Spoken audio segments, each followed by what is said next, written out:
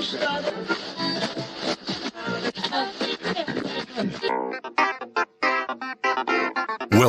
to the John Freakin' Muir Pod. Lace up those boots and sling on the pack for a romp through trails, short and long. With your host and Renaissance man, Doc. It's time to embrace the suck.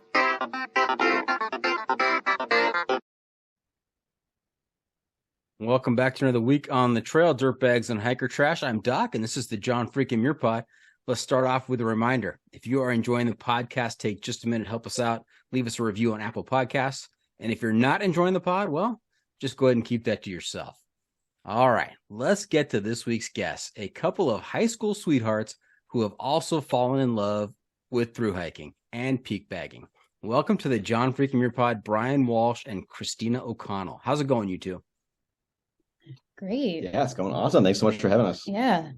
Absolutely. I love the fact that you're high school sweethearts because I am one person in a pair of high school sweethearts as well. And we've now been married, let's see, it'll be 33 years this October. So congrats. Yeah. We bonded quickly and it has lasted. So I hope That's so awesome. You know?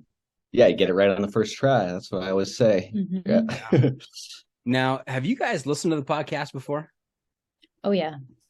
Yeah, we've listened to a bunch of episodes. Well, we actually started listening to it like on our Tahoe Rim Trail through hike about a year ago. I think we have a friend, Nuggets, who was on here actually, who she gave us a bunch of trail magic on the AT and stuff. So that was our first episode that got us into it. And yeah, we've been listening to it a bunch ever since. Yeah, it's one of our favorite podcasts to listen to while we hike. Fantastic. Kristina, that was the appropriate response. Whenever I ask somebody that question, I hope for the response of, oh yeah, I listen to your podcast. Oh yeah. That was classic. All right. Hey, with all your time on the trail, have you picked up trail names? Because we try and go by trail names here on the podcast. Yes. Yeah, my trail name is Freight Train. And I'm Pickles. Freight Train and Pickles. What a combo. That's like peanut butter and jelly, ketchup and mustard, Freight Train and Pickles. They just go together, right? I'm glad you think so. The freight train carries all the pickles. Uh-huh. You know? Yeah. Now, we'd love to hear the stories behind the trail names. So, Freight Train, if you would do us the honor, how did you pick up Freight Train? So I got the name Freight Train from our friend Vista, who, probably like a week or two into the AT. And I guess it was kind of just due to like the way that I hike. I kind of will be barreling through bushes and just kind of tripping and catching my feet. I kind of hike with a lot of power. And then more specifically, I guess you could say I'm more of a runaway freight train because it would be far too often that Pickles would kind of stop in front of me and I would barrel her right over and just kind of zoned out hiking behind her and I'd run into the back of her. So that was how I got the name Freight Train kind of. Yeah, but I didn't name him. Our friend Vista did because he noticed when. Yeah, he was a witness. Yeah, so. It was almost every day I would get a trekking pole to the heel. Yeah, she's the lead. She pretty much always hikes in the front. It's like how we roll. If I don't, he just keeps going and it's upset. I don't know. I have like this ego, I guess, where if he gets too far away, I don't want to be like, Freight Train, come back. So I just get mad, and so he's learned to just stay behind me, and we're both pretty fast, so she's really fast. Yeah, it's okay. So a couple things I have to point out. One is you're what is known as an enthusiastic hiker. You're just barreling along, just going for it. Absolutely, yeah. And it's also like the way you've described it. It's almost like the shopping cart phenomenon, right? If you're in the grocery store, and someone is pushing the shopping cart behind you, and they run up on your feet. I mean, that's like worst case scenario, right? I mean, that hurts. Yeah, especially when you're climbing down a really rocky mountain. Yeah. Sometimes that's when you don't want that to happen. When we're going down, and I can hear him right behind me, he knows not to get offended when I'm just like, back up, or like, you're too close to me, because he's right there. And Pickles, we'll get to your trail name in just a second here, Pickles. The point about him, you wanting to hike first in front of him so that he doesn't pull away. I think there's always there's that dynamic in a group where if you're not the fastest hiker, you don't want to be the first person. I know I don't want to be the first person to say, hey, let's take a break. Let's take a breather. Right. And so someone's charging along and you're trying to keep up. That can be frustrating if you don't mind each other's pace and you guys are planning on hiking kind of together. Right. So I can totally understand that.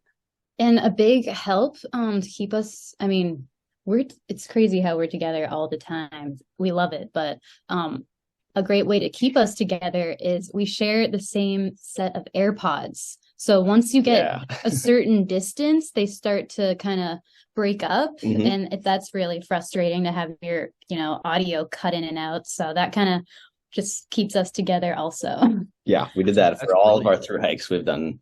I'm right, she's left. That's my AirPod. Is that also your political leanings? Yeah, right. No, that is brilliant. I assume Pickles with you. Well, no, actually, it would be Freight Train then who would keep the phone in his pocket, right? Yeah. If Freight Train is second, right, then that kind of keeps Pickles from charging out too far. She gets too far away. It's going to break up. I'll tell you on a lot of the steep ups, she goes a lot faster than I can't keep up. She loses me pretty much. So. Yeah, I like to kind of. I'm more of a sprinter than a long distancer, which is kind of a weird. Like we both love to take breaks. We are really fast hikers. Honestly, we're fast walkers. Like maybe it's a New England thing, but we have a very naturally fast pace. So I like to just kind of really go all out when it gets difficult and just power through it, which I then, definitely look forward to our nice long breaks. We're fast hikers, but we're kind of slow long distance hikers because we take a ton of breaks. We'll sprint for a couple miles, sit in the stream for a couple hours, and then sprint for a couple more miles. You know what I mean? Like it's funny. If you were to track our GPS location, it would be like, really jittery as we sporadic travel across the. So have you ever heard the story of the tortoise and the hare? Oh yeah. So what you're describing is the hare that his MO was to go really fast for short spurts and then kind of take breaks and have fun. Yeah. A lot of the other thru hikers around us were always so surprised that they would stick around us because they knew how fast we were, but they were slow and steady and we were not. We were fast and not steady, which is just how we like it. I like to think that we took the reason we're so fast is because we take all those breaks. It kind of energizes us and then it motivates us to get to the next break, Yeah. And we've done our fair share of night hikes too, but we had friends, we wanted to stick around, and it was really great that we just as a pair had similar hiking styles. Yeah. And pace. For sure. Yeah. Mm-hmm. All right. Pickles. Let's hear the story behind Pickles. I called my name being Pickles when I had a jar of pickles that I brought from Boston to Amicalo. Yeah. It was flew with it. On the plane. I was like, they're going to call me Pickles. And that was one of the first suggestions, and I waited it out for the first couple weeks trying to hope for a more badass thru hiker name. Vista actually named me Pickles. He also suggested Speed Goat. Yeah, right? Speed Goat. And I just felt like that was almost too awesome of a name for me. I don't know. I didn't feel like I lived up to it yet. So I went with Pickles, and I like it a lot. I like that it makes people smile when I tell them that's my name. I also have a story that there were like maybe 2 or 3 other Pickles on the trail in 2021. And I don't know if I should get into this. It's a little dramatic. We love drama. We love drama. There's some pickle drama. Okay, I'll dish it. I noticed kind of early on that's one of the other Pickles were starting to sign their names in the logbooks as OG Pickles. And I was like, I don't know, why can't we all just be pickles in the same pickle jar, you know? I mean, I guess she wanted to differentiate, but that's cool. I didn't really think of it that much until Trail Days, where I met two other Pickles. And I didn't know at the time I was meeting OG Pickles when I had a dance off against her, because we were in this raffle for a backpack, and both, you know, the name Pickles got called, and I tried to like let them know if my name was called. I tried to like say my nickname, Kiki, like Pickles/Kiki. I didn't want to dance off, but yep, I got called up there, and it's such a painful regret of mine that I failed pretty miserably in the dance off. OG Pickles crushed me with. She had pretty good moves, but I wouldn't say like really good moves. And the hard part was, I was like, "Can you play some music?" And he didn't have the DJ or whatever didn't have any music, so the crowd just starts clapping, and I was like, what am I gonna do with this? And I just was so caught off guard. I didn't have any moves. I just started copying OG Pickles and like trying to just have fun with her. I wasn't planning to like beat her or anything. And I along the rest of the Appalachian Trail, sometimes listening to music, I would just like get so like, I should have beaten her. Like, I have so many good moves. And honestly, if she's listening to this, OG Pickles, I challenge you to a rematch. Wow. I want a rematch. I want to dance off again. Maybe we can meet up at a Trail Days one of these years. Well, she threw down the gauntlet when she started writing OG Pickles. I mean, that's kind of like a slap in the face, right? To I didn't think Pickles so. Out there. Yeah, maybe I didn't. She was very offended. I met another Pickles at Trail Days who was like, "Are you OG Pickles?" And I'm like, "No, are you?" And she was like, "No." And we both were like, what's up with that? Brian made me feel better by saying maybe it stands for old gross pickles, but I don't want to I'm not trying to trash talk. I just want a friendly rematch. Just a friendly dance off. She threw down the gauntlet by writing OG Pickles. You have now thrown down your gauntlet to say, "Hey, let's do this again, and let's put some music to it." How do you have a dance off without any music? It was painful. It was rough, yeah. It was really bad, and I was just not feeling it. But I feel myself pretty often while I'm hiking, listening to music, blasting Beyonce, and I feel like I got some moves and I want to go. Okay. Hey, that's a good question. What is the best hiking music out there? I mean, if you're pounding miles, what should you be listening through the headphones?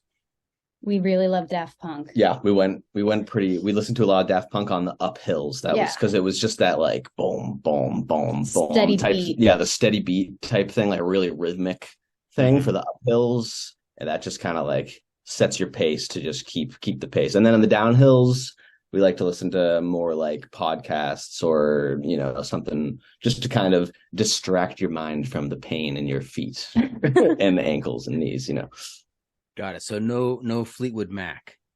We actually did listen to Fleetwood Mac also. All right. Yeah. All right. Oh yeah. And our good it's funny to say that. Our good friend who actually opened his house to us with his parents. Yeah, Frail Johnny. His name.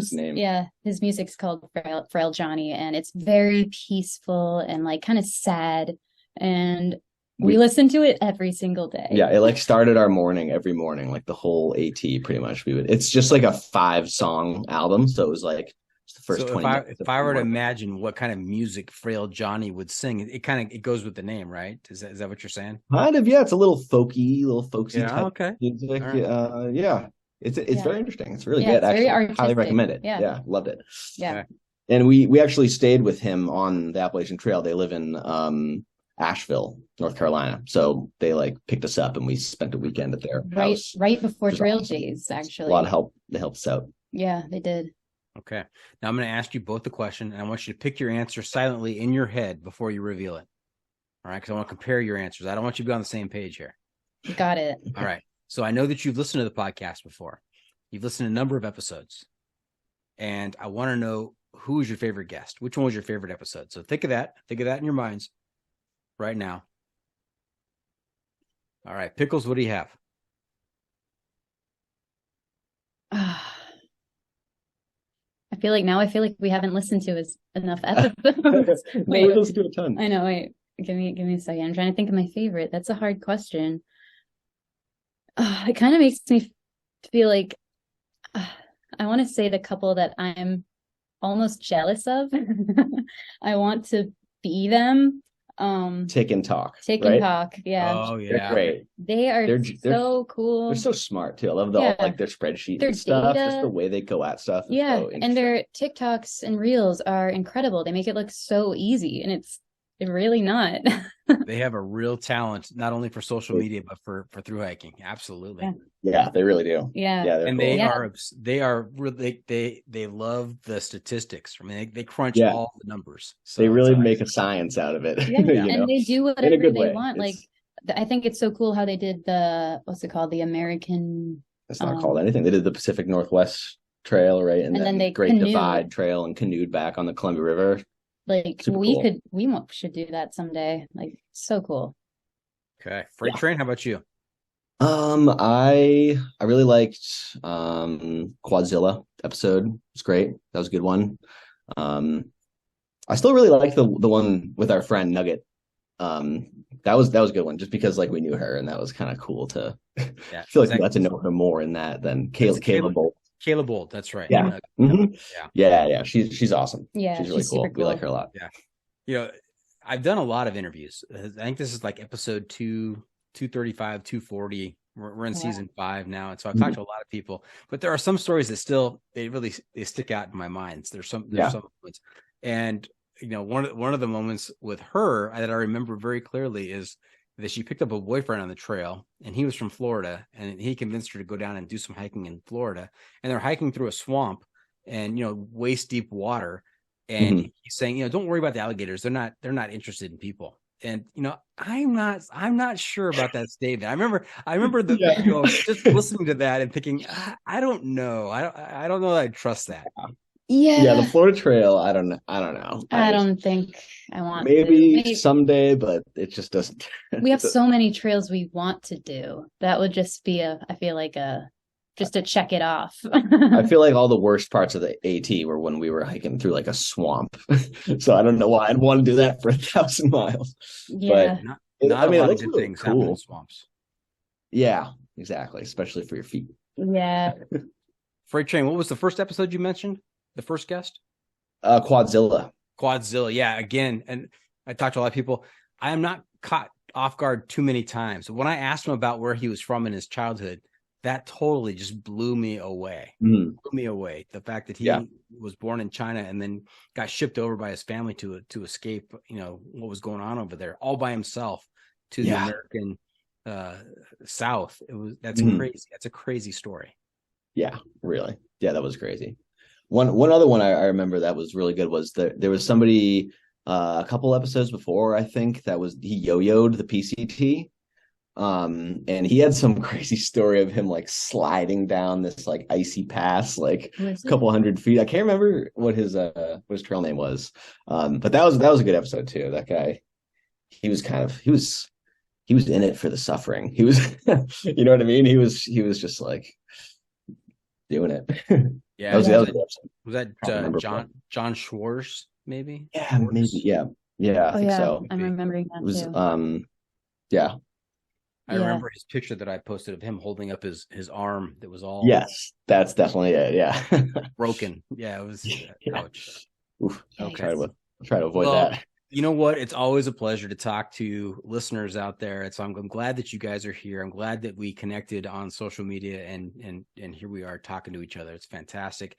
Yeah. You are familiar with the format of the show. So you know that towards the end of the episode, we have a segment called the Pro Tip Insight of the Week. I'm going to ask you to share some trail wisdom. And I love when I talk to couples because we get 2 for 1. I get trail wisdom from each one of you. So be ready for that. Sounds good. Yeah. The Must Bring Gear Review. All right. Hey, another feature we've been doing this season is the Must Bring Gear Review, sponsored by the ultralight backpacking gear company 6 Moon Designs. And here's how it works. If you were to let a stranger pack your bag with pretty much generic gear for a multi-day hike, what is the one specific piece of gear you would insist on being packed? And if you've got a particular brand for that specific piece of gear, even better. So Freight Train and Pickles, what is your must-bring piece of gear out there? And I'll let you decide who goes first.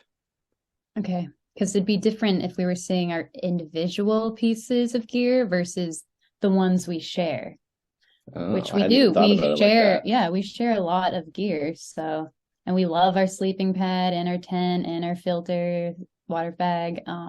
But if we're going individually, it's really, I think I'm going to have to say my darn tough socks, but it's almost a tie between my Hoka Challengers.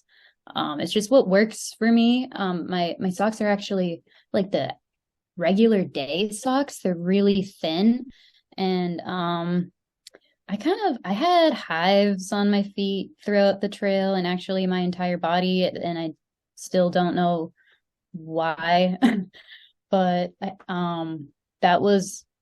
I had to actually get off the trail in Franklin because it was so bad. I painful to even stand up or just laying down. I wanted to scratch my skin off, and it was really bad. But I ended up getting a steroid shot, which helped my poison ivy I got on day 2 of the trail, and they just kind of just came and went, and I really took to heart the advice that the guys at Outdoor 76. Yeah, Outdoor 76. They were telling people, no one quits because of blisters on your feet. And I imagined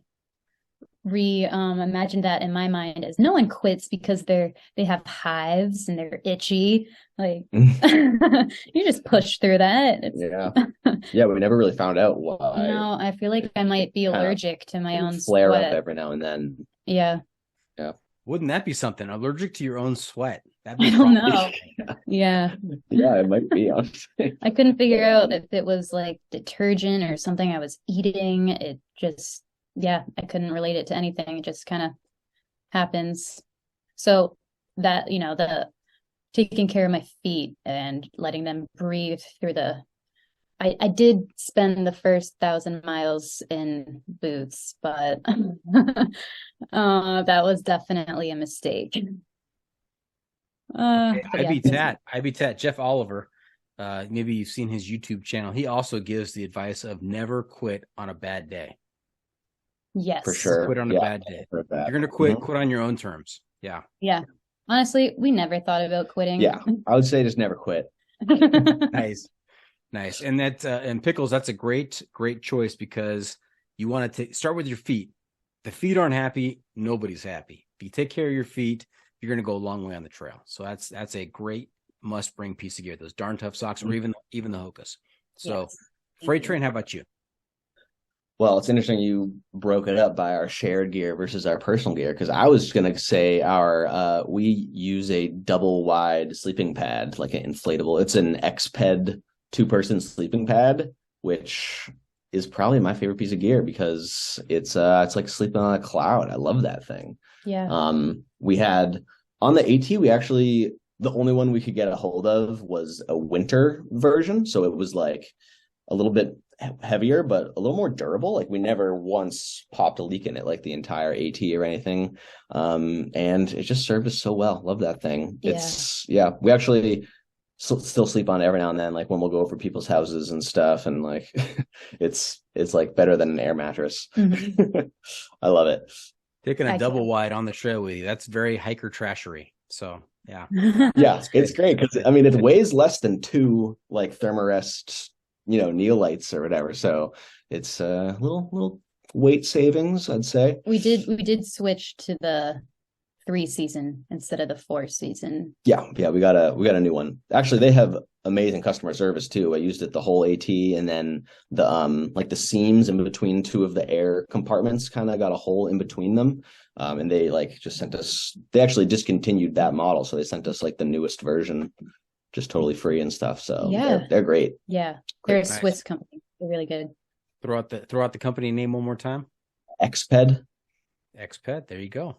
Yeah. I have their sleeping pillow too, which is what I would say if it was for my personal gear, because the importance of good sleep is like huge out Yeah. there. So Yeah. Well, hey, let's keep on talking about gear It's the hiking pole. with the hiking pole. Now, this is pole, Poll, like a survey, not like the kind of thing you carry in your hand. Mhm. I always like to explain that because I think it's very clever. And I think I came up with that, although somebody has pointed out to me that it's also now a regular feature in, I don't know if it's Outside Magazine or Backpacker Magazine, but I think they copied from me. Copied you, Oh, yeah. what? I'm just going to say that. I should have trademarked it. Yeah. Yeah. And so what we do with the hiking poll is it's a 7-question survey. Each of you is going to have a chance to answer both questions. We'll go through these pretty quickly. And it's going to help me give you a score on the sanity scale from 1 to 100. 1 being completely insane, 100 being completely sane. Anybody, as you know, who has done a long trail like the AT, it's an automatic 25-point deduction. Your highest possible score right off the bat is 75. All All right. right. Did you deduct that even more? Did it used to be 20 points off and now it's 25? Could be. It's an evolving podcast. The host kind of gets confused sometimes and changes no. stuff. Just the way it goes. I think it should be 30 points off. I was just going to say 30. For you guys, it's 30 because you pointed that out, Pickles. It's 30. Yeah. Now, Pickles, how would you score Freight Train on the sanity scale?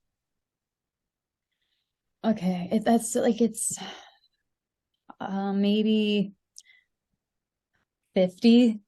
50, right in the middle. He is one of the most happy-go-lucky hikers that it's insane. Like, he makes people upset because he is enjoying himself when everyone is miserable. Like, we're hiking through hailstorms or climbing like incredibly steep and rocky trails, and he is having a blast. And everyone else. Of course he is. He's putting hiking poles into the back of your heel. He's barreling over you. I mean, what's not to enjoy there? Nothing's gonna stop me, That's right. That's right. Yeah. I think that's an insane thing, the insanity level. Okay. Yeah. And Freight Train, how about Pickles? Where would you score her? Number one, 1 is completely insane. 70 is I wouldn't go that as sane far. as she can get. I would say you're probably 55. Oh. You're pretty insane, but a little more sane than I am. She kind of, brings me back to reality sometimes. I'll be like, let's go hike up to the top of that peak right now. And she has to, remind me that there's a thunderstorm coming. It's a horrible idea and we could die. So no, I'm enjoying this dynamic between the two of you because we kind of get some insight into your relationship. She gives you a 50, you come back with a 55. You look nicer to her. That's very cute. All right. So here we go. 7 questions. We'll take turns with who goes first. So in this particular one, the first one, we're going to go first with Freight Train, trekking poles or no trekking poles? Trekking poles, absolutely. I never used trekking poles before the Appalachian Trail, but just researching the Appalachian Trail and everyone said that they were so helpful. I was like, okay, I'll do it. And they really are. Like by the end of the trail, it was like I was walking on 4 legs practically. They were like a part of extension of my arms, And now I wouldn't hike without them. They're great. They've saved me so many times from falling. Yeah. Like so many times. And I can take it to the heel a couple times for It's worth it, yeah. Yeah. You gotta watch out when I have That's right. Watch out. He's dangerous. Yeah. Exactly. Right. Yeah. Pickles, how about you? Oh yeah. And specifically Hiker Hunger trekking poles. They're an awesome brand I learned about on the Appalachian Trail. And I definitely recommend them to anyone. They're very affordable, very durable, and they're a really awesome couple that owns the brand with a really cute dog, and they have amazing customer service. Is that their Instagram handle too? Hiker Hunger? Yeah, Mm-hmm. Hiker Hunger. Yeah, I see a lot of their stuff pop up. That's good stuff.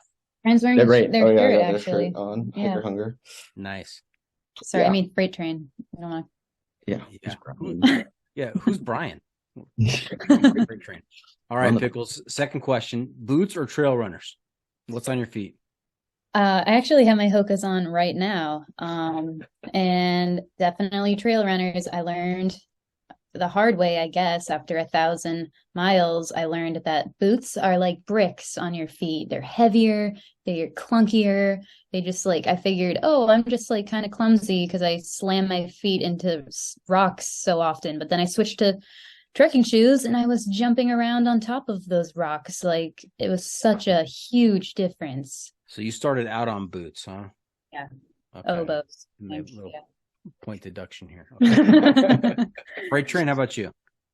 Yeah, definitely trail runners. I switched to trail runners 100 miles in at Outdoor 76. And I was wearing like, they weren't really boots before. They were like Solomon's kind of, they were like half boot type things. But yeah, definitely trail runners. I feel like a lot of people think that they need all that extra protection because their feet are always kicking rocks and stuff. And then they don't realize that you switch to trail runners and you're just not kicking rocks like that anymore because your feet are more agile. You know, like you don't need the protection as much. It's kind of a day hiker versus a through hiker type thing, I feel like, or a weekend hiker. You learn a lot as a through hiker. Absolutely. Now, this next question you can answer together because I assume it applies to both of you. When it comes to your shelter system, tent, tarp, hammock, bivvy, or cowboy camping? Tent. Oh, yeah. Yep. Yeah, we have a Z-Pax triplex, and it's like our palace. We love it. Yeah. Which we would love to get into hammock camping. We thought about that. We've also thought about cowboy camping. We were in Joshua Tree this past weekend, and it was beautiful but cold, so we were in our tent. Yeah. Who carries the tent? I carry the tent. I carry the sleeping pad though. Okay. How much does the tent weigh? I think it's like 2 pounds without the stakes. So maybe like 2 pounds, 8 ounces or something. And how much does the sleeping pad weigh? Pretty close. Probably like 2 pounds, 2 ounces. Really? Yeah. Okay. Because it's the double wide. Yeah. Yes, it's a double wide pad. Yeah. Yeah. And my sleeping pad, our sleeping bags zip together. They're Nemo's, and mine is way bigger than his because I'm a woman and I need more down to keep me warm. And it's kind of surprising. Yeah, the woman's 15-degree bag is like 6 ounces or 8 ounces more than the men's bag. Just has more insulation, I guess. Yeah, it takes up like my whole backpack. So I carry our pad. It's huge compared to mine. That is counterintuitive. Yeah. I mean, I love it. Honestly, it might be my favorite piece of gear because it's so puffy and it was so hard to get out of. I loved it so much. Yeah. We looked into we thought about doing a double wide sleeping bag, but we wanted to be able to zip them up. So we got the Nemo. We're getting ahead of ourselves. That's right. We already answered question 4. We're moving right along. Question 4: sleeping bag or quilt. You guys have answered that, and I'll have you know that I wrote down 3 words that I'm trying to work into the podcast for this episode. And counterintuitive, I've already used one of them, so we're ahead of the game. Nailed it. Yeah. Okay. Nailed it. And I used it in the correct context too, so it's good. Mm-hmm. Yeah. All right. Question 5. When it comes to food, stove, cold soak, or stoveless? Pickles, your turn. Definitely stove, but he's carrying it and he's cooking all of it too.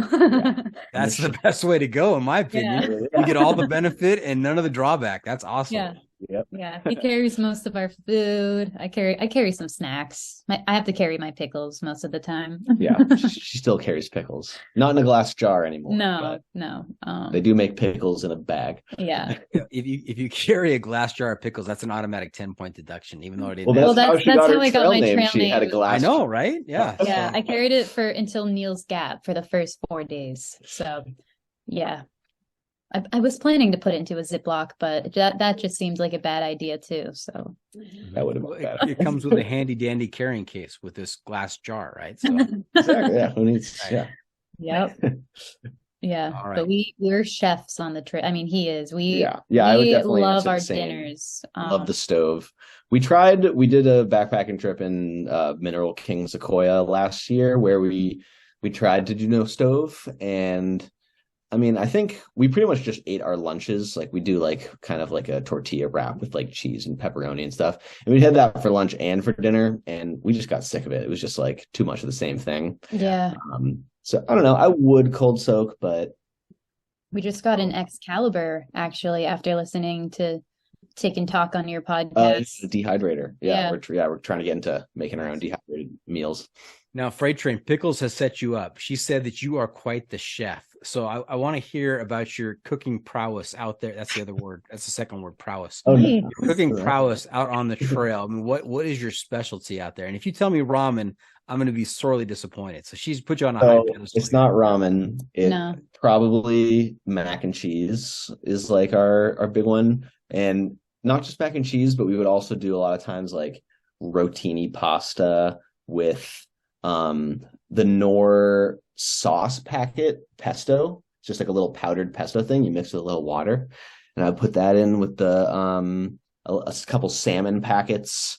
I always carried a little bit of olive oil, and I also carried a little Ziploc of Parmesan cheese. Not a little, a lot. Basically, yeah, every time lot. we would resupply, I would be like, all right, I only need like half this Parmesan cheese, but I just couldn't bring myself to throw out the other half. So I would always hike out with like a full That was container of Parmesan That's cheese. his luxury item. Yeah. It's a bag of Parmesan cheese. I guess, yeah. Well, Yeah. if So you're that was, bringing yeah, the so it was olive a lot of oil, pasta.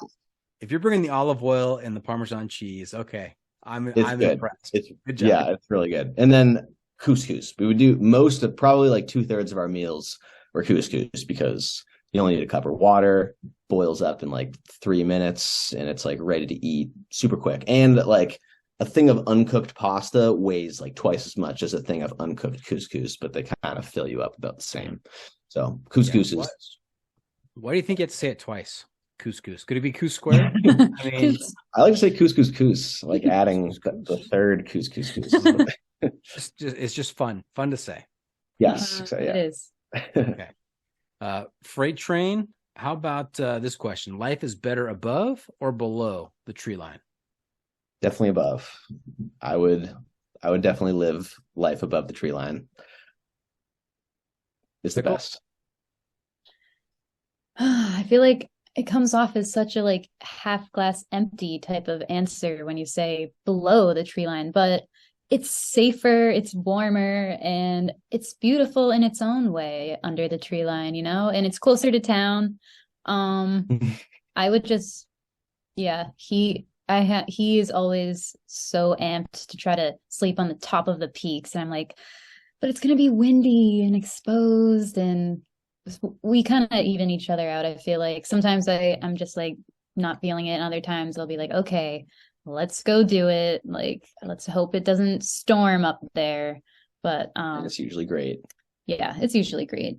I guess Again, I'm more we're getting key insights into your relationship. I mean, Freight Train is charging full speed ahead, and Yes, Pickles is saying, "Hey, don't forget. Think about this. Are you sure you want to do that?" So, yeah, nice. yeah. All Yeah. right. Know the cool Last question on the poll. What's more important, pack weight or luxury items? What was your base weight? Me first. I actually don't know exactly what my base weight was, but I weighed myself like with my full pack with like 4 or 5 days of food all fully loaded, and it was like 38 pounds or something like that. So I would say my base weight was probably in the 25 to 30 area. So a little on the heavy side. Yeah, for sure. we definitely like our luxury items. A lot of food, and Yeah, our luxury item is food. and layers. We just carry the extra food. I carry a lot of layers too. They say you pack your fears, and we're definitely, We got better at that. yeah. I don't know. We were like in New Hampshire. Like, how has our pack weight not changed? We've lost so many random. We brought a cribbage board and a deck of cards and A Kindle. we brought some On the- crazy stuff when we first set out because we didn't know that, you know, we thought maybe we'd get bored, but we had no time to be bored, you know, or just Yeah. eat and go to Tom- sleep and then hike. Thomas, also known as Pomelo, atypical French guy. That's the episode came out just a couple weeks, a week ago maybe. He brought a charcuterie board because he's French, Wow. and so Oh yeah.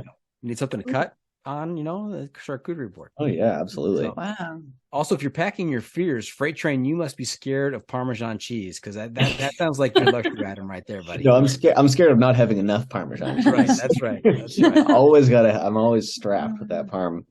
Yeah. All And right, I would well, I know that. Go ahead, makeup. Pickles. Go ahead. Like, I was afraid of getting like, I have a sensitive nose, like to smells and things, sharing a tent with him, I was a little worried. So I packed some like essential oils, and I had a tiny little makeup thing when I was in town. I would just like throw it on. And yeah, we're definitely more of on the AT, we were more of a luxury item. We hope to become ultralight packers someday, maybe. It's always the goal, but my mantra is to like get really light gear so that you can carry more fun stuff that makes you happy. Yeah. Now, Pickles, did Freight Train's natural scent, did it just get to be too much sometimes, or you didn't notice after a while? Yeah, no, I got used to it. Surprisingly, I got used to all the smells around me that, it's so true. You can smell like laundry detergent on the day hikers once you're out there long enough from miles away. They smell so good.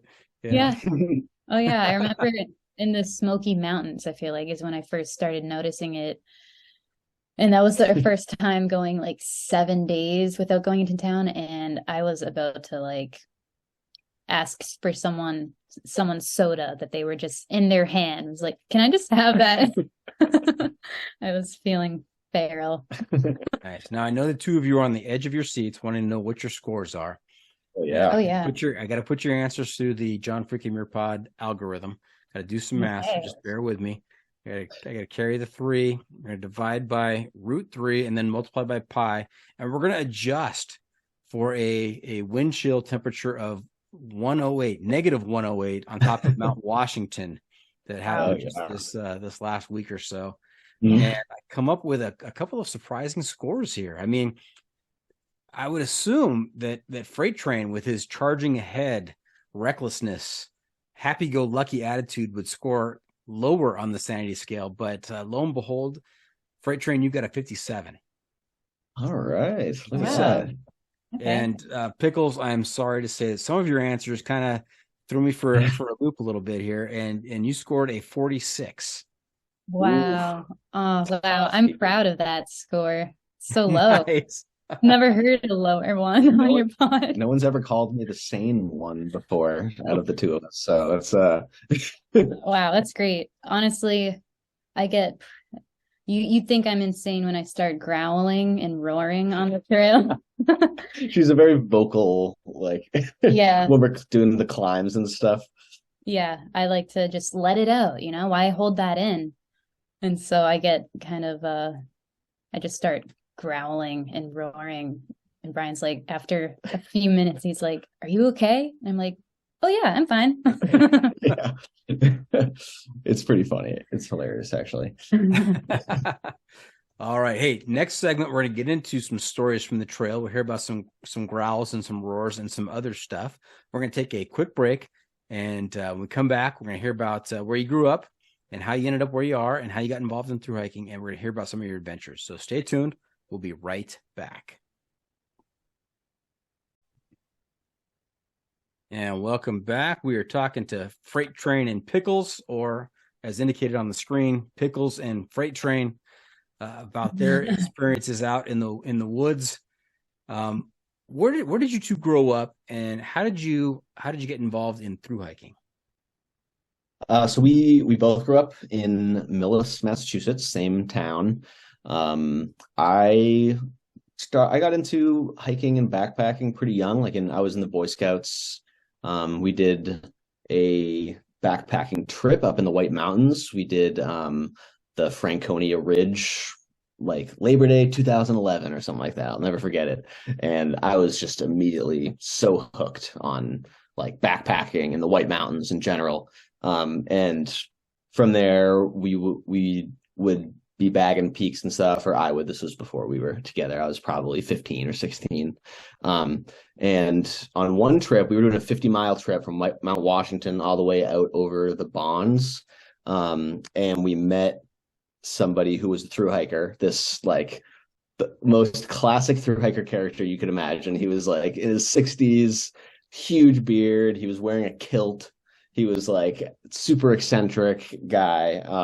And he just told us he was hiking there all the way from Georgia, and he'd been going for 5 months, and just jaw on the floor. Me and all my friends were like, what? Like, that's crazy. And pretty much ever since then, I've known I wanted to do it. But I don't know, never as like I'm going to do it, just like, oh, that'd be cool. Like, oh, that's a cool thing that exists. Yeah. And then it wasn't until we were together that we started talking about it more. Right. Yeah. I can't really remember when I first found out about the Appalachian Trail. I feel like just living in New England, it was just, something we knew about. But I come from a pretty athletic family. My mom's a personal trainer and group fitness instructor, and I've grown up pushing myself and physically. So he is the one who showed me backpacking, though. He brought me on my first backpacking trip. It was like an insanely big trip for my first. It was like 18 miles on the first day and 12 the second day. In the White Mountains. Yeah, up over Z Cliff. He was a trooper. It was really hard, but I had a ton of fun. But you must have, or you wouldn't be with him anymore. I mean, that right there could be a deal breaker. Was though, could have been. Yeah, I got like sick after. Like, I put everything into that hike. I was delirious going up the Z Cliff, and we had huge. How does someone have such a huge backpack for a weekend trip? You pack your like big sweatshirts and like. It's funny because I thought I needed boots back then, but I was in sneakers because I didn't even have boots, and who knows, maybe that helped. But he definitely quickly brought me into the backpacking life. And she got hooked pretty quick too. She loved it, like, because pushing yourself is something you enjoy. You know what I mean? That's just kind of part of who you are as a person. So it just kind of came really naturally to you. Yeah, definitely. Yeah. So then it just became like we would do the White Mountains hikes. We met in high school together, and we started dating like my senior year. And then we both went to different colleges, but we stayed together, and we would take trips up to the White Mountains every now and then to go bag peaks. Like, we were slowly working on getting the 4,000 footers, which we never finished. We actually I think I have like 44 and she has 43. We tried to finish right before the Appalachian Trail, but we just couldn't get to isolation. Unfinished business. I mean, that gives you something to shoot for. Now, Freight Train, you mentioned your senior year. You started dating in your senior year. That leads me to believe that either she's older or younger than you. She's actually a grade below me, but she's a month older than me. Yeah, I stayed back in second grade with my twin sister because we were a little underdeveloped. But he was actually homeschooled until his sophomore year of high school. And so we went to a really small high school, like 400 kids in the whole building, same building as the middle school. Like, we shared the same cafeteria with the middle school. Like, it was a very small school. We love Millis public schools. We love them, and they love us. Actually, they followed our whole trail, and they like made us posters when we got back. I'll have to send you some pictures of their little Freight Train and Pickles drawings because it's hilarious. Yeah, they awesome. are so creative, and they made us a video of saying like, you guys can do it. And anyway, I'm getting off track, but Freight Train and Pickles. I have to ask the question. I have a great story about when I met my wife in high school, and I sat down next to her. It's like the first day of school. I sat down next to her in a biology class. There's an open seat, and I could see out of the corner of my eye she was looking at me, and she said, "Excuse me." And I thought, "Oh, here we go. This is it." And she said, "Can you please move? I was saving this for my friend." So I moved to the back row and then didn't talk to her. We didn't talk again until like 11th grade. So Wow. but those are her first words ever to me. Can you please move? So I want to hear about the story how you two, first met in high school. Yeah. Well, he was the fresh meat coming in to a school where we all know each other's middle names and favorite colors. So when all my friends were like, "Oh, have you seen this Brian? Like he seems cute, the new kid." I was like, "Oh yeah, he is kind of cute." And it was in our TV class actually that we paired up on a few projects, and it was kind of a immediate spark. We pretty much started making videos together. It was just an excuse to start being together. We didn't get a lot of videos done.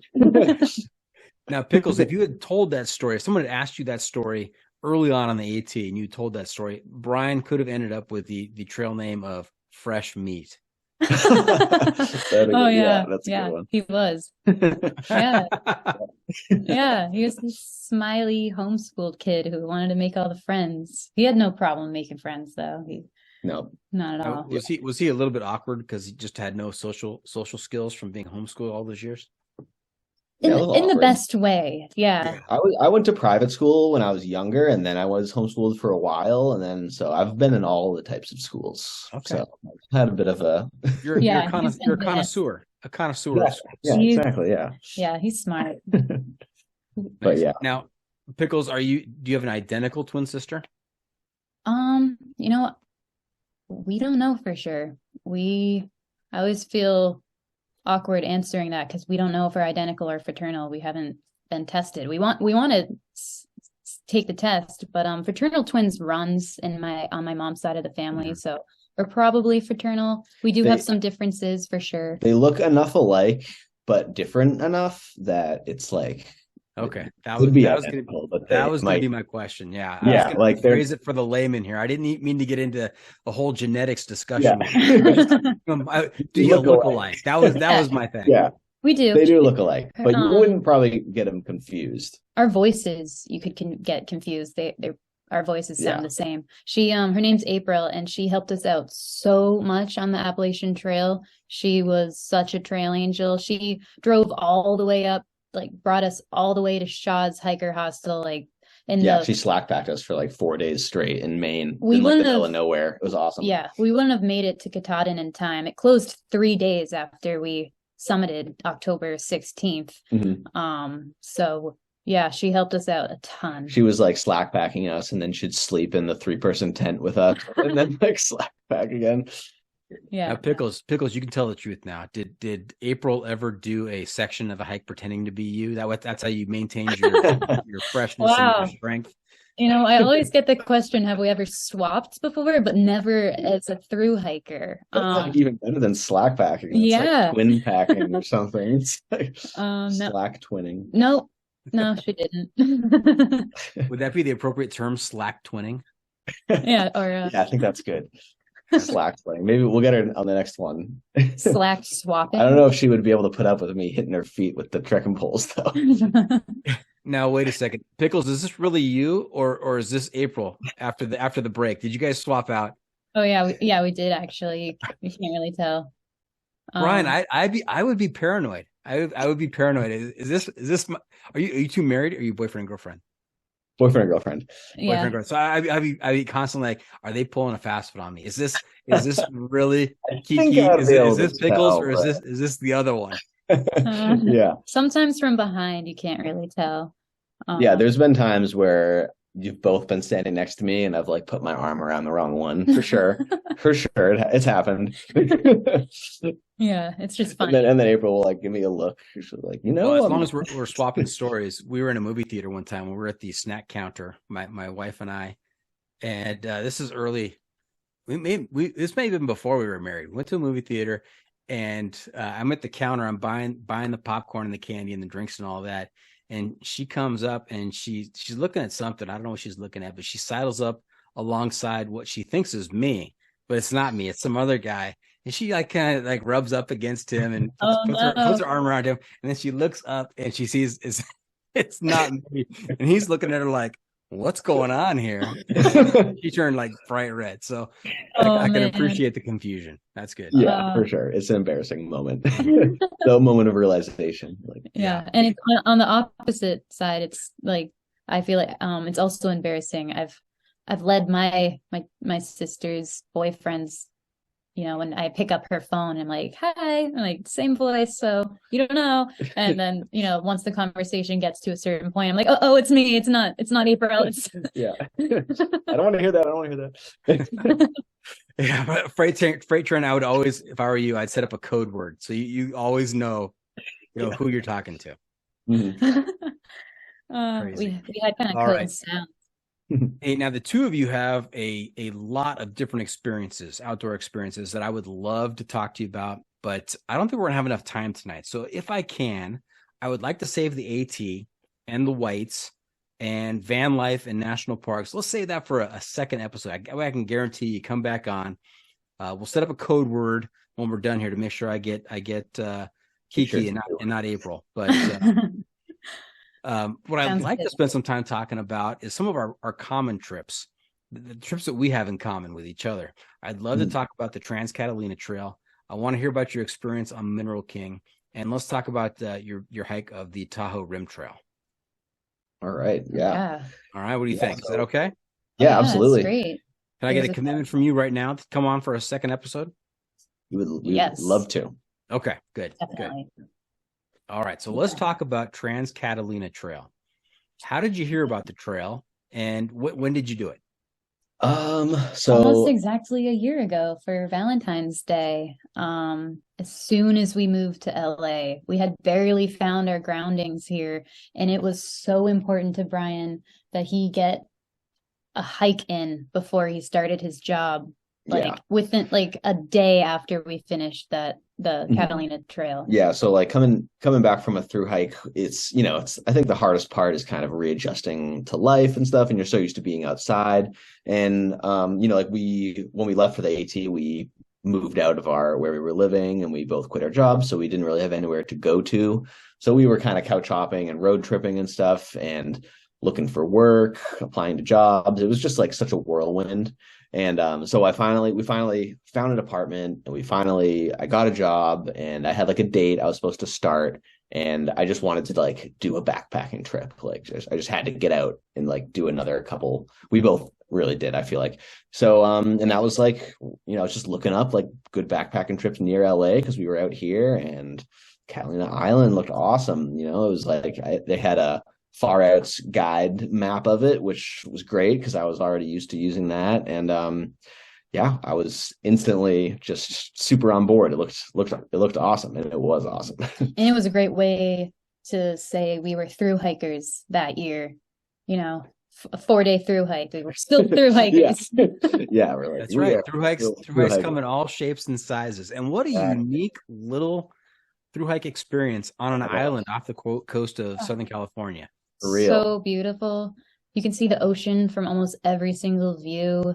There's bison, and it was kind of our first experience hiking in a desert environment.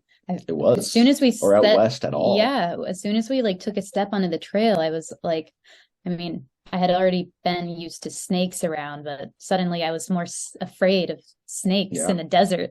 And we were just so used to like the green tunnel. Like we just had never really hiked in like an exposed environment where it was just pretty open, just like small brush around.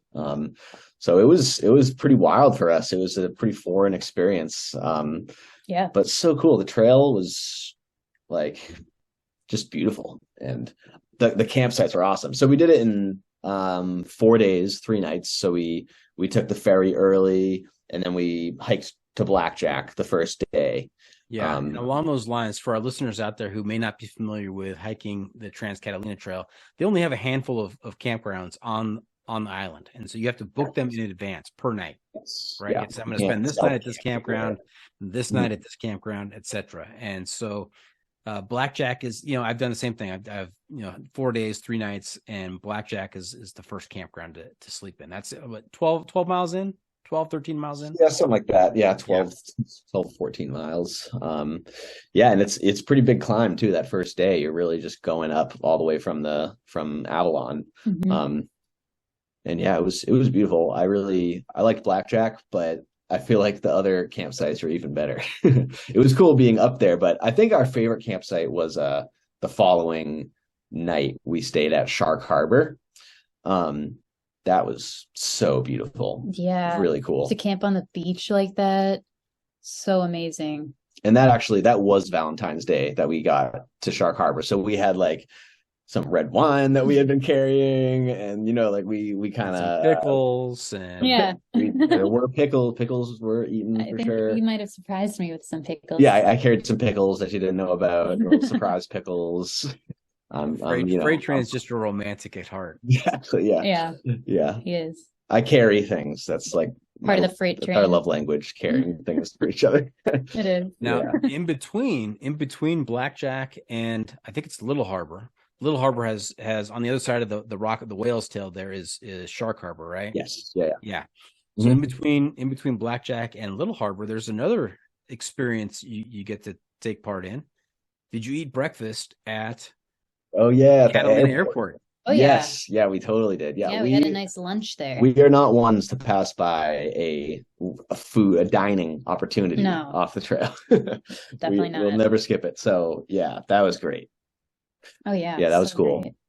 Yeah, we couldn't leave. We wanted to, pack out some souvenirs, but we had to carry it for another 2 days, but we didn't. Yeah, Catalina is akin to hiking the Camino in that there's eating opportunities available almost every day.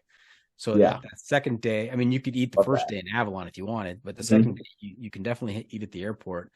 And then the third day, after you hike out of Little Harbor, you're going down into Two Harbors, which is a small town, but does have restaurants there. Yeah, we got a little microwave pizza at the store in Two Harbors. That was nice. Yeah, that was nice. That was pretty clutch. Yeah. And then we hiked out. When you've done it, have you hiked, like, I know because the last part is a loop, and we hiked the road out to Parsons Landing, and then we hiked back the following day over the peak. I think like technically you're supposed to go the other way, but we went the opposite way. Yeah, so I've done it 3 times. So the first 2 times I did the road both ways, and the third time I said I need to do the overland. I need to try that, and so we did the overland just this last summer.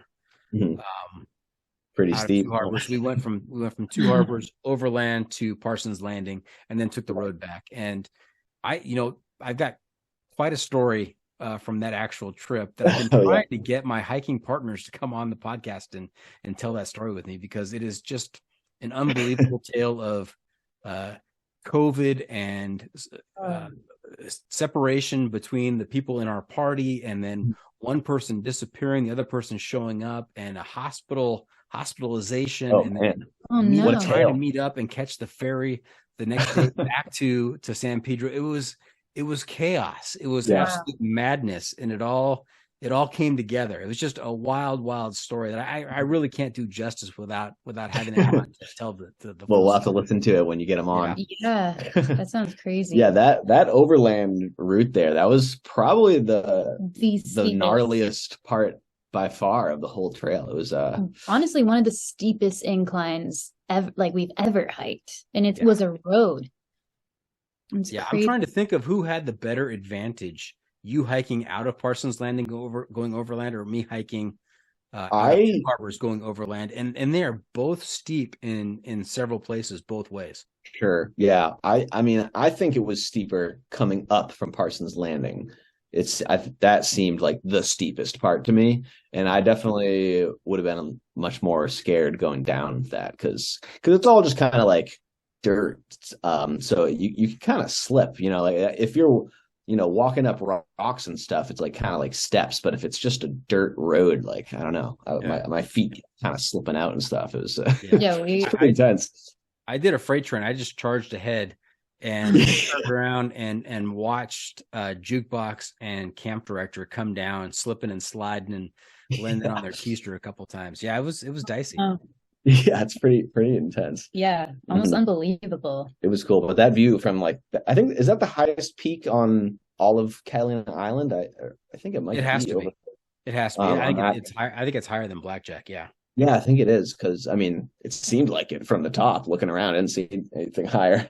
Yeah. Such a great view. And honestly, it's we just love that now whenever we like go to the beach, we can just look out and see Catalina Island and you have that we like that feeling. It's Yeah. always cool. You can see it if it's not too hazy. And you can see the ifs, myths. If myths. Yeah, it's easy for you to say. Now, what was your favorite stretch of that trail? The bison encounters. Yes. I would a couple bison encounters that were awesome, but the coolest one I thought and my favorite stretch of trail was coming between Little Harbor and Two Harbors. That little stretch when you're like right along the far side of the island kind of and like right near the edge of those cliffs there. You're going straight up, and you got the edge right on your left. I mean, literally just feet away from where you're walking is just a sheer drop off.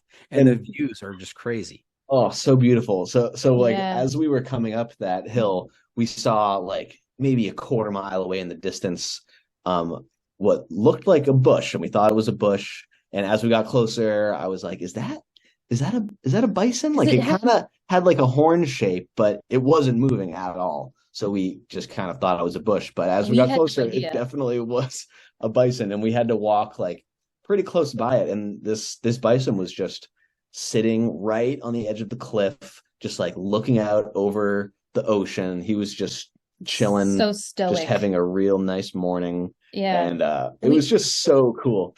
Just meditating there on the edge. Yeah. I don't know what he was doing. He like just looking out. He was just looking. Ocean. He was just staring out. And we could not tell it was a bison until we were right near it. Even to this day, I question if it was just a statue of bison because it was so. No, it was real. No, it moved. We definitely moved. Yeah. But it was really cool. That was definitely a memorable moment on the trail. Yeah. Best campsite? I think I liked Shark Harbor the most, but I think only because when we were at Parsons Landing, it kind of rained on us a little bit, and the wind was insane. Like our tent came down on us a couple times throughout the night, and we didn't think we were even going to set it up. It was so windy, and it was like he sets up the tent too. So I do it all. Freight Train does everything, and so he was like he's like wasn't sure if he was going to be able to set it up in the sand and the wind, but once you had it up, it stayed up. Yeah, it had to get creative with the rocks and stuff because with the triplex, it's a trekking pole tent. You got to stake it down. Poles. Now I love Parsons Landing, but this last trip, camp director booked the whole trip, and I told her that we need to get one of the sites at Little Harbor close to the beach. And she was able to book the spot right at the beach. Oh yeah, right there at the end of the grass. It was epic. Awesome. Yeah, totally awesome. Yeah, wow. I like that little like the harbor there is so cool with that big rock you can stand up and that was really cool. Yeah, for sure. I think I like that harbor more. Okay, now let's move on to Mineral King because that's another one of my favorites. I've done it twice. It is tough. It is so tough. Yeah, it's just like a 3-day hike and 30 something miles. Mm-hmm. But there are two passes, Black Rock Pass and Sawtooth Pass. Right, yeah. Did you do the loop? Did you do it clockwise or counterclockwise? We did clockwise. So we finished on Sawtooth. Yeah. So we started going towards Black Rock. Yeah. Far Out Guides needs to come up with a trail map for that because we were just following this guy's journal. Oh yeah. I found some like trip report I was trying to find I downloaded some maps. I like downloaded some trip reports from people where I could kind of read through, and we were following this one. It was like the most detailed one I could find, but bless this poor man got lost like 8 times. So his trip report was not the most helpful. I would be like, oh man, like that's not the way to go. Now let's talk about the drive to Mineral King. Even before the trip starts, the drive to Mineral King is absolutely crazy. Yeah. You're on a windy road in the middle of nowhere, it seems like, for hours. Yeah. And- And I get pretty motion sickness, like that was rough. easily. So I had to keep stopping because that was so hard. Yeah, that was hard. We got through it though. Yep. And did you have to put a tarp underneath your car? Yeah, we actually Big one. we the only tarp that we could get was huge. We got this like giant tarp, and For my minivan. we did a full wrap. We like tied that thing on the top with like a bow. It was like our whole car was inside and the tarp. for our listeners out there who are thinking, why are they tarping their car? Yeah. Why would you have to tarp your car at Mineral King? Marmots. The marmots, they like to get in and they'll chew out your wiring and stuff. And I guess I hated them before I knew them, and then we saw a few, and I was like, "Oh, they're so cute!" Like, I hope they don't chew up our car, but they're adorable. We forgave them. We were like, even if they did chew up our car, they're so cute that It's okay. we forgive them in advance for doing that. But they didn't. The car was fine, so the tarp worked. Yeah, but it was kind of funny pulling up to that trailhead, and every single car was wrapped up in a tarp. Right. Now, did you guys have any difficulty? There were a couple of very strenuous parts of that hike. You know, day one heading up to like Pinto Lake was my God, yeah. My thighs were cramping up. It was quite a haul. We camped up near there, I'm pretty sure. And we were struggling with the elevation, like sickness. We crammed us into like a 3-day weekend or something like that. So we were, drove up from puffing. So that first day we were really feeling the elevation. Yeah, our heads were just pounding. Yeah. I would say like overall we probably slightly underestimated that whole the whole trail. It was, like you said, it was pretty hard. The going was slow. It was I feel like we got pretty confident on the Catalina Trail with how like we're like, oh, these West Coast trails, they're not as hard as the AT. Like we're flying out here. It's not so rocky. And then we took it up to the Sierras and we're like, okay, yeah, this is hard. This is pretty gnarly. The Mineral King Loop, that's where Chopper earned his trail name. Oh, cool. Oh, yeah. He got altitude sickness when we went over Black Rock Pass. And oh, really? There was no way to get him down without going over Sawtooth or going back down over Black Rock. So they had to helicopter him out. Oh, my God. Wow. It was Chopper. Scary. That's a great story for a trail name, though. That's awesome. Wow. But after he was choppered out, we asked the ranger. He gave us a tip on where to stay that night. And so we was at the I get these confused. Little Lakes, right over Black Rock. Is it the Little Five Lakes? Little Five Lakes, I think. Yeah. So there's Little Five Lakes ranger station there. He told us, if you keep going, you're going to turn the corner and get to the next set of lakes, and there is a granite outcrop about 40 feet above the lake. You have to do a little extra climbing to get there, but you've got this great view of the lake, and in the background behind the lake is, in the distance, Mount Whitney. And he wasn't lying. It was a spectacular spot. Oh, that's cool. That's where he would go. So nice. Wow. Yeah, we'll have to. What was that lake that we loved so much? I don't remember. Well, Sawtooth. Yeah, it was the one at the top by Sawtooth. Yeah. That was, what's the name of the lake that's up Columbine? Yeah, Columbine. Yes, Columbine. Oh my we would have God. stayed there That forever if we could have. Yeah, that's where you talk about life being better above the tree line. That's like, I would live on Lake Columbine. Also, on the top of Sawtooth, perfect. we have kind of become obsessed with echoes.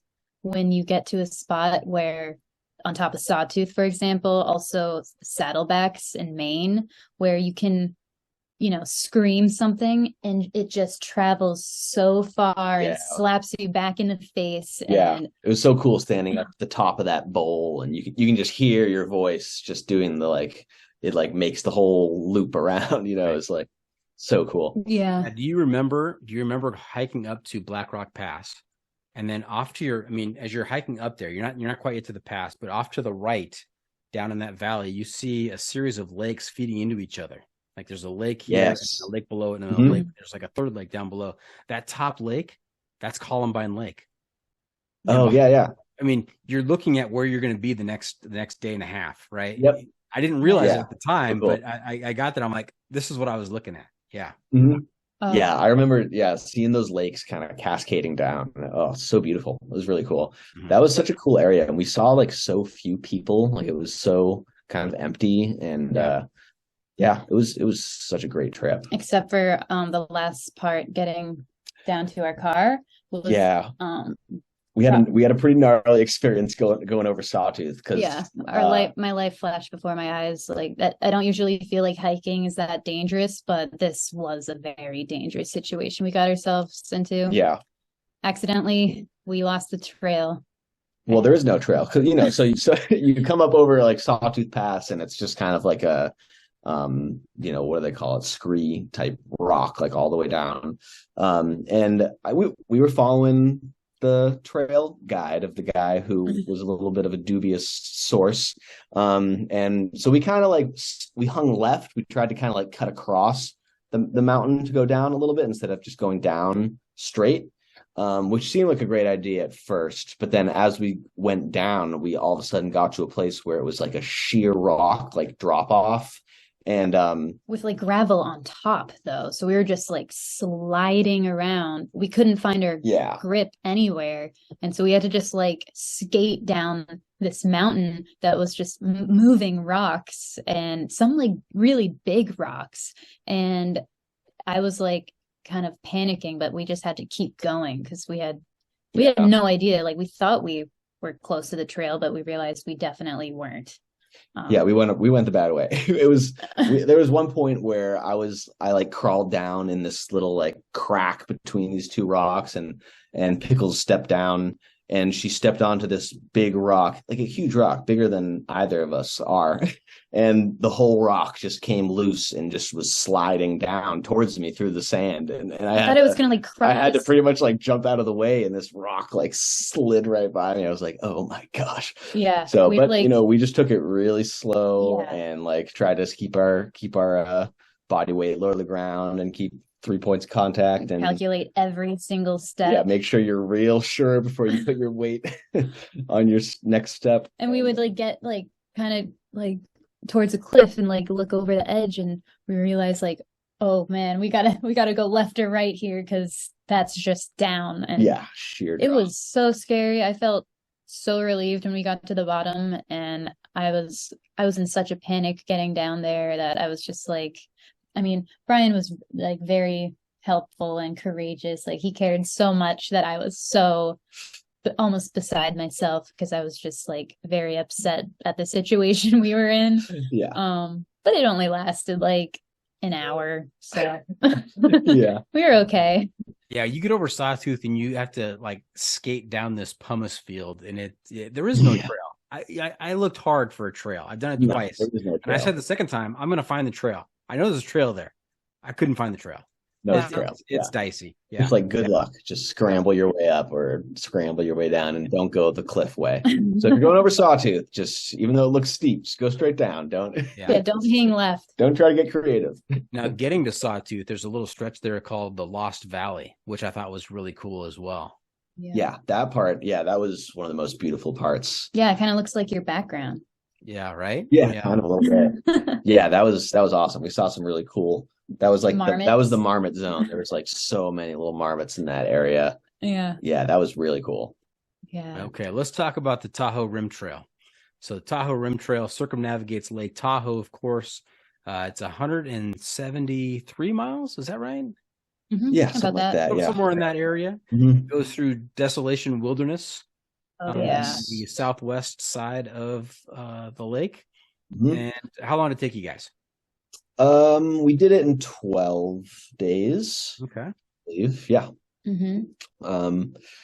It was, so we started on the east side. Basically, that's like the dry side. There's like pretty much you have to go like a full day with your water carries every day over there. And there's this one place at Spooner Summit where you have to do like a 2-mile spur trail off to fill water. So we decided to start there so we could skip that spur to go to Spooner Lake and break up that long. Yeah, and to like just to break up. So basically we'd have like a really long water carry or two at the beginning of our trip and a really long day or two at the end of the trip instead of having like 4 or 5 days of long water carries. Well, that was our thinking about it, at least. Yeah, so we went counterclockwise and we hiked from there over towards Tahoe City, which is that's like the only. Have you hiked the Tahoe Rim Trail or any parts of it? I have set foot on Tahoe Rim Trail, but that was during a trip with my wife, and we just did a little hike. So that was by Tahoe City, yeah. By Tahoe City, yeah. That's Tahoe City was really cool. That's a really, really good part of the trail. But the crown jewel of the whole trail was by far definitely the Desolation Wilderness. It's just like something else over there. It's so cool. Yeah. It's just like the glaciers like came through and just scraped away like all of the dirt. So it's just like a different bare planet. rock.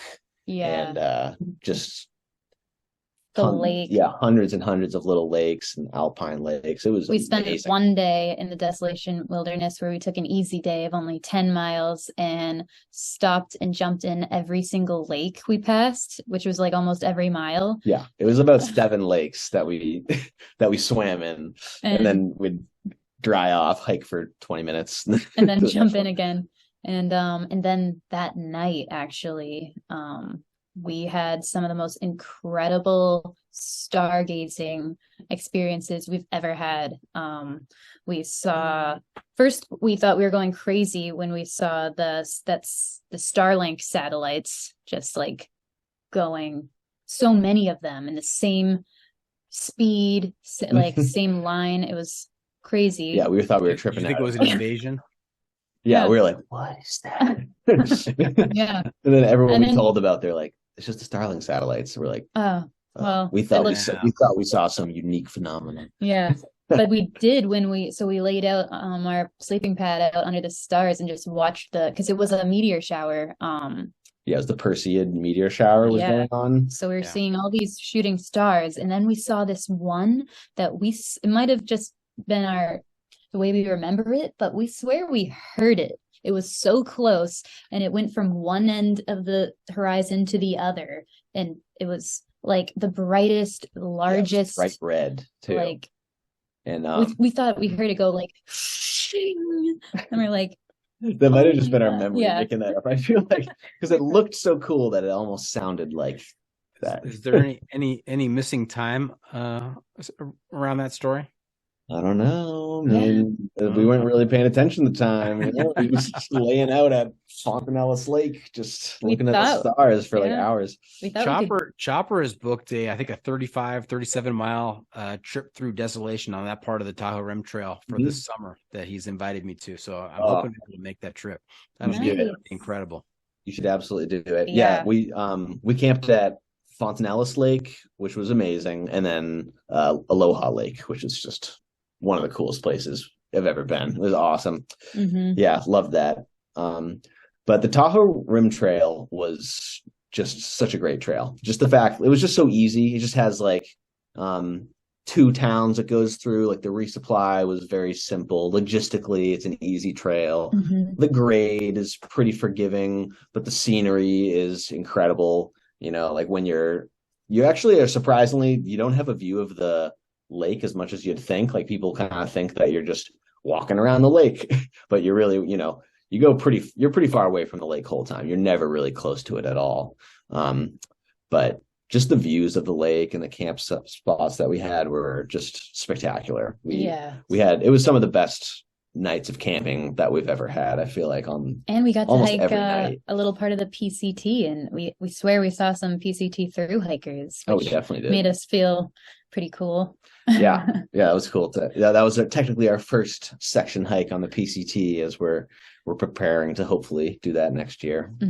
Nice. Which brings us to what's next for Freight Train and Pickles. You guys are planning on doing the PCT in 24? Yes. Yeah, if we can. If we can. So all lines up. I don't know. Permits are tough. Like we're trying to get permits for the John Muir Trail or Mount Langley. I'm trying to do them. I'm like, like a permit wizard now. I have so many permits I'm trying to apply for. I'm like trying to do like the rim to rim in Grand Canyon, and I'm like I just have all these permit feelers out, just trying to see what we can do this summer. So I guess it's just up to which permit we can get. but if we could pick, it would be John Muir Trail this summer, probably like August. And then PCT next year. And then after that, I mean, we have big hopes. Like we would love to do. I think our dream hike is to do the Te Aurora Trail out in New Zealand. That's kind of.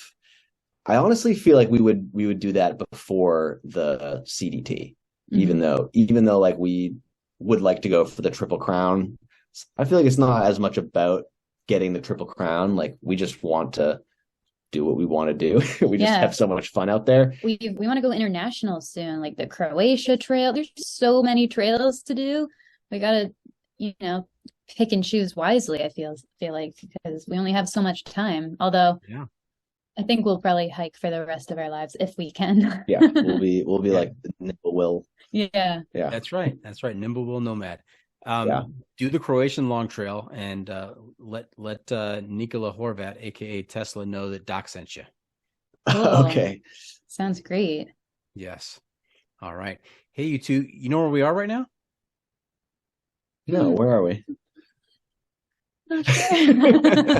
Insight of the week. Thank you for playing along. Although I know you know exactly where we are. It's time for the pro tip insight of the week, and in this special episode, we get 2 for 1. We get 2 pro tips, one from each of you. So, all right, Pickles, here I'll go. Or Freight Train. Why don't you share some trail wisdom with our listeners to make their next outdoor experience even better? What do you have? All right, so this is my little practical tip that helped us a lot on the Appalachian Trail, and that is fish oil pills. We took fish oil pills the whole Appalachian Trail, and they are really great for your joints, your knees, ankles, and stuff, your bones. It helped us a lot. There was times where we would forget to take them. They were like, we didn't have them for a week or two, and I for sure noticed the difference. Like I think it took the edge off of our. Okay. Definitely saved us some pain. Excellent. That's the first time we've heard that pro tip. So congratulations. Really? Yeah, unique. There you go. All right. Pickles, how about you? I feel like I kind of want to get deep with it. Because I suggest wrapping some duct tape around your pole, or if you're still using Nalgene's, just carry a water bottle. But I think what helped me, or what I kind of to get through the through hikes and embrace the suck, I think is just taking the trail at what it is. Like, man, I'm gonna get caught up in my words here, but I feel someone suggested that you don't think of it as conquering the trail or the mountains, but instead it's like a parade. And, sometimes I would just be hiking, considering myself a one-man parade, just hiking through and enjoying it. And, keeping up with him who enjoys everything, I had to just really just embrace the trail for what it is. And,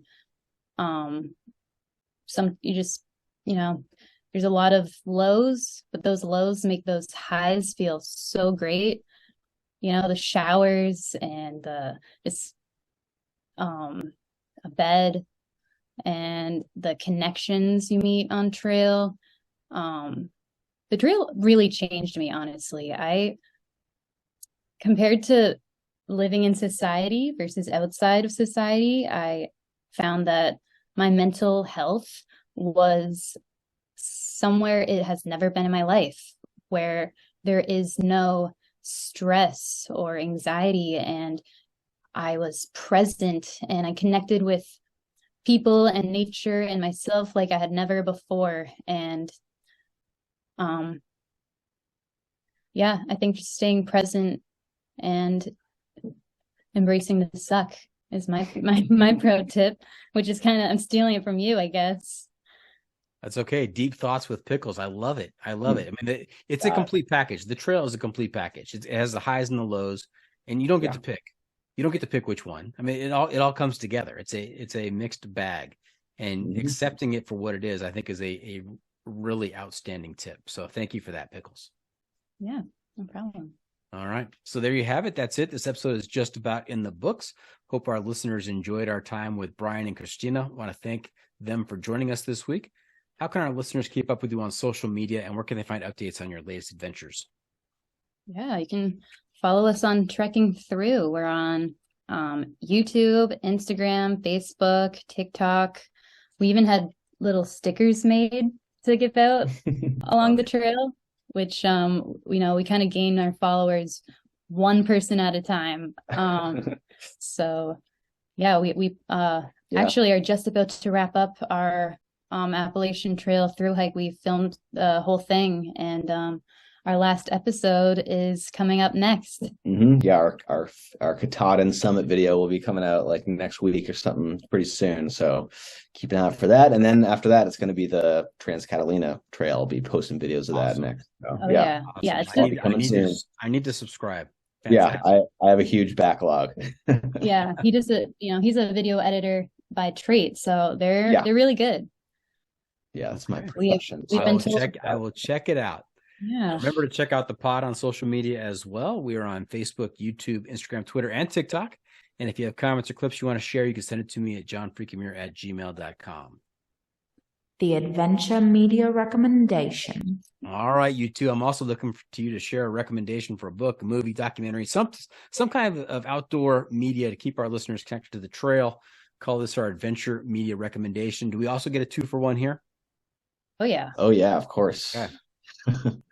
I'll go first. So I just finished reading this book. It's called Almost Somewhere by Suzanne Roberts. It's about her hiking the John Muir Trail back in 1993 with a couple of her girlfriends, and it was a great read. Yeah, it was really good. I love the way that she kind of captures the whole arc emotionally of like the through hike. You know what I mean? Kind of condensed down, and preparing for the John Muir Trail. It was cool to read all about the specifics of all that. So. Almost Somewhere. Yeah. It was really good. The JMT in 93. I'm always fascinated to hear about people who did this kind of stuff before all of the resources and technology were available. So I'm going to check that out. Thank you. Interesting. Yeah, for sure. It's not much has changed, honestly. You'd be surprised. Yeah. All right. How about you, Pickles? We actually got a few of these books. Folly and Molly take on the Appalachian Trail. It's a really lovely children's book that we gifted some of our little kiddo friends for Christmas. And it is such a fun, rhyming story that really captures the Appalachian Trail in such an accurate way that it's fun for adults too. Have you listened to the episode? No, we haven't. I had the author. No way. On. Really? Yes, We'll have you'll to have to listen. check that out. Listen to her. Yeah, Cool. We love that book. It was great. Yeah. Great recommendation. And you need to reach out to her on social media and let her know that her work made it as an adventure media recommendation on the podcast. I will.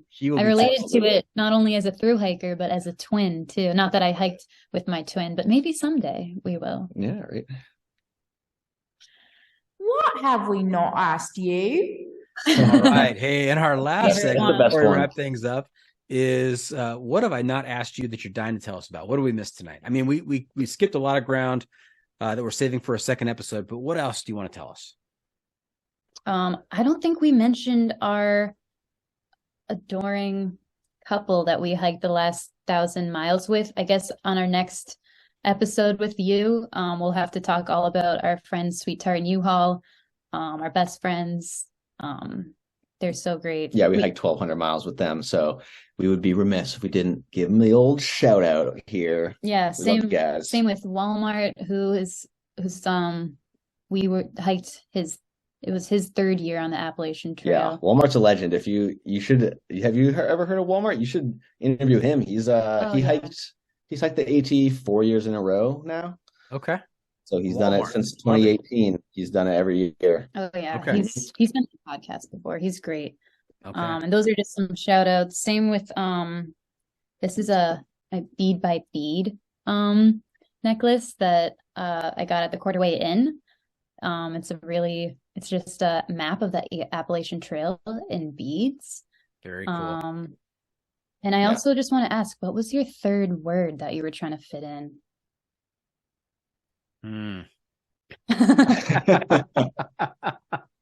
I'm sure I worked it in somewhere. I forget what it was. Maybe I think it was slack twinning. It just happened to come up. That came up organically. Amazing. That's right. That's right. Hey, Freight Train, I'm going to put you on the spot. If April were to have a trail name, what would it be?